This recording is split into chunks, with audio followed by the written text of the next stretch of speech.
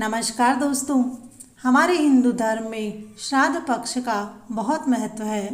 सनातन धर्म में प्रत्येक वर्ष भाद्रपद महीने की पूर्णिमा को श्राद्ध पक्ष आरंभ हो जाता है। पितृपक्ष के दौरान पितरों की आत्म शांति के लिए श्राद्ध, तर्पण और पिंडदान का कार्य किया जाता है। ऐसा माना जाता है कि पितृपक्ष में घर के पूर्वज पितृलोक धरती पर आते हैं और इस दौरान श्राद्ध पक्ष में किया गया धार्मिक अनुष्ठान पितरों को प्रसन्न करता है। पितृ इससे प्रसन्न होकर के परिवार के सदस्यों को अपना आशीर्वाद देते हैं। पितृपक्ष के दौरान श्रद्धा के साथ पितरों को भोजन कराना, तर्पण और दान पुण्य के कार्य शुभ फलदायी होते हैं।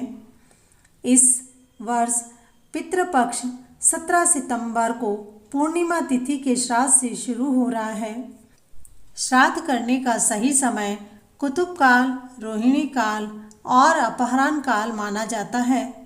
इस समय में पितृ कर्म के कार्य शुभ माने जाते हैं। इस समय पितृगणों के निमित्त धूप डालकर तर्पण और ब्राह्मणों को भोजन कराना, उसके पश्चात उनको दान दक्षिणा देने का कार्य किया जाता है। पितृपक्ष की कहानी। एक गांव में सास बहू रहते थे। सास ने अपनी बहू से कहा, बहू, आज मेरे ससुर जी का श्राद्ध है, इसीलिए मैं ब्राह्मणों को न्योता देने के लिए जा रही हूँ। तुम ये रसोई तैयार कर लेना। सास ब्राह्मणों को न्योता देने के लिए चली गई। बहू ने सारी रसोई तैयार कर ली, अच्छे पकवान बना लिए, खीर पूड़ी बनाई। सास जब वापस आई तब बहू से बोली, बहू, पंडित जी के घर में कुछ काम आ गया है, वो घर नहीं आ सकते, उनके लिए भोजन वहीं पहुंचाना होगा, परंतु पंडित जी को खिलाने के बाद ही हम सब खा पाएंगे, इसीलिए तुम कौवे के लिए और गाय कुत्तों के लिए ग्रास निकाल दो। बहू ने ऐसा ही किया। उन्हें खिलाने के बाद में सासू माँ बोली, बहू, पंडित जी के लिए थाल परोस दो और जाकर उनके घर दे आओ। पंडित जी को भूख लगी होगी और हमारे पितृ भी इंतजार कर रहे होंगे। बहू ने थाल परोसा और उन्हें पहुंचाने के लिए जाने लगी। जैसे ही वो थाल लेकर घर से बाहर निकली, एक बालक भूखा प्यासा वहाँ खड़ा था। वह उससे बोला, माता, मुझे बहुत तेज भूख लगी है, मैंने 4 दिनों से कुछ भी नहीं खाया है, खाने के लिए हो तो कुछ दे दो। बहू ने सोचा, अंदर जाकर कुछ खाने के लिए लाऊंगी, तब तक सासू की डांट पड़ जाएगी कि मैंने तुम्हें पंडित जी को भोजन करवाने के लिए भेजा था और तुम अभी यहीं पर डोल रही हो। बहू ने आव देखा ना ताव चारों तरफ नज़र घुमाकर वह थाल उस बालक को दे दिया। बालक ने वहीं बैठ कर के पेट भर के भोजन कर लिया। उसकी आत्मा तृप्त हो गई।